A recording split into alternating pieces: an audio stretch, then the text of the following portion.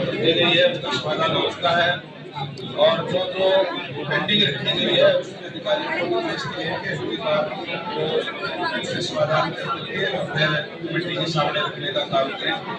इस तरीके से आज तेरह शिकायतें जो आई थी। सर, आपने नैनो पार्टी के साथ काम किया, ओम प्रकाश चौटाला जी का निधन हो गया है, ये सूचना मिली है। कैसा आपका सफर उनके साथ रहा और किस तरीके से आप ओम प्रकाश चौटाला जी का निधन सुन करके बड़ा दुख हुआ है और वो इस प्रदेश के कई बार मुख्यमंत्री रहे और उनके निधन से एक प्रदेश में जिसमें एक कुशल राजनीतिज्ञ और नेता खो दिया है उसमें हम श्रद्धांजलि व्यक्त करते हैं। निश्चित रूप से उनके जाने से एक नेता के रूप में बेइज्जती हुई है। किसान दिल्ली की तरफ कूच करना चाहते हैं, खनौरी बॉर्डर पर धन्यवाद की तबियत रोजाना दीपेंद्र हुड्डा हुड्डा कहते हैं कि आपको माननी नहीं चाहिए। देखिए, जहाँ तक हरियाणा प्रदेश का इशू है, हरियाणा प्रदेश का तो हम 100% फसलें खरीद करने का काम कर रहे हैं। किसानों को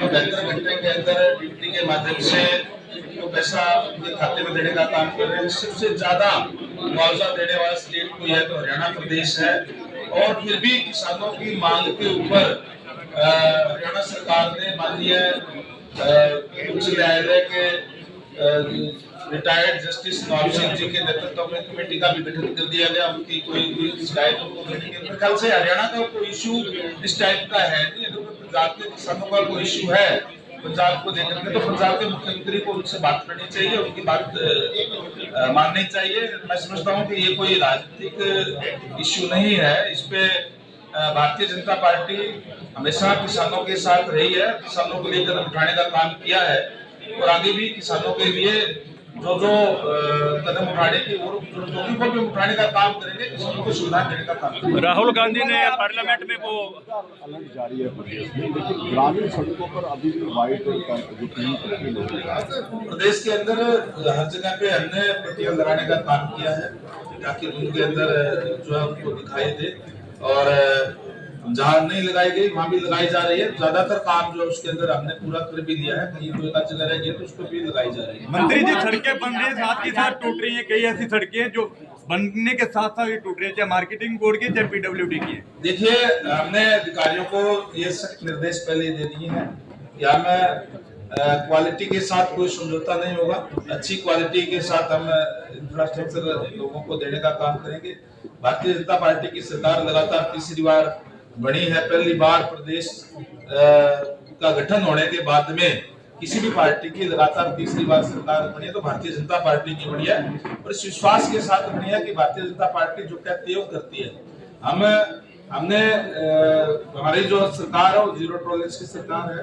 हम भ्रष्टाचार को कतई बर्दाश्त नहीं करेंगे, ये पहले कह दिया गया है। कहीं भी अगर कोई कोताही बरती गई तो उसमें भी हम सख्त एक्शन लेने का काम करेंगे। राहुल गांधी ने पार्लियामेंट में धक्का मुक्की करी है जिससे एक सांसद को चोट पहुंची है, क्या कुछ कहेंगे उस पर आप? मैंने कहा ना, कोई कहीं भी कोई जाए तो कोई बात नहीं है, लेकिन लॉ एंड ऑर्डर मेंटेन रखने सरकार की जिम्मेदारी है।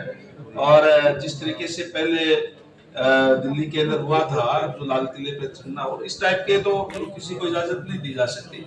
बाकी तो जैसे मैंने कहा कि सरकार हमारे किसानों के साथ है और हमने किसानों को सुविधाएं देने का काम किया है, आगे भी देंगे। राहुल गांधी ने एफआईआर दर्ज की है। बहुत ही निंदनीय घटना मैं कहूंगा कि कांग्रेस पार्टी एक बौखलाई हुई पार्टी है और जिस तरीके का घटना, क्योंकि मैं तो खुद पार्लियामेंट का मेंबर रहा हूं और जो हमारा संसद है वो सुप्रीम है और वहां भी इस टाइप की कोई घटना करती है तो ये कांग्रेस की बौखलाहट है और मैं इसकी कड़े शब्दों के अंदर निंदा करता हूँ। नगर निगम के सर चुनाव है, भाजपा को निश्चित तौर पर निगम के चुनाव के लिए भारतीय जनता पार्टी पूर्ण रूप से तैयार है। निगम के अंदर हम पहले ही सिंबल पे लड़ाते रहे, आगे भी सिंबल पे हमारे निश्चित रूप से हमारे जो कैंडिडेट है वो लड़ेंगे और जीतेंगे। सर, करनाल एनसीआर को लेकर ग्राउंड तक है, लेकिन गाड़ियां पकड़ी जा रही हैं, लोग सांसद परेशान हो रहे हैं। रामचंद्र जांगड़ा, उनकी तरफ से बयान आया था कि 700 लड़कियां गायब हो गई, वहां पर नशा चलता था। उनकी बयानबाजी से भी किसान काफी नाराज चल रहे हैं। देखिए, नशा किसानों का नहीं कह रहे, नशा जो है निश्चित रूप से पंजाब के अंदर ज्यादा है और वहां से जो है अब तक जो रिपोर्टें आई हैं जो है उसके अंदर वही से आता है कहीं कहीं, लेकिन किसान को हिंसा करते हैं ऐसा कहना कोई अच्छी बात नहीं है। ना ही अगर डॉक्टर जांगड़ा जी ने कहा है तो आप उनको ज्यादा बेटर तरीके से बता सकते हैं।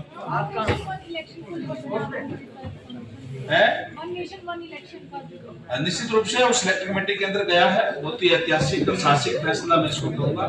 और मोदी है तो मुमकिन है निश्चित तौर पर इससे नेशनल इलेक्शन होता है तो टाइम की बर्बादी भी बचेगी, डेवलपमेंट जो है वो तेजी से होगी। एक बार चुनाव होने के बाद में 5 साल तक लगातार डेवलपमेंट होगी, बहुत ही अच्छा फैसला ये रहेगा, देश हित के अंदर रहेगा। Thank you.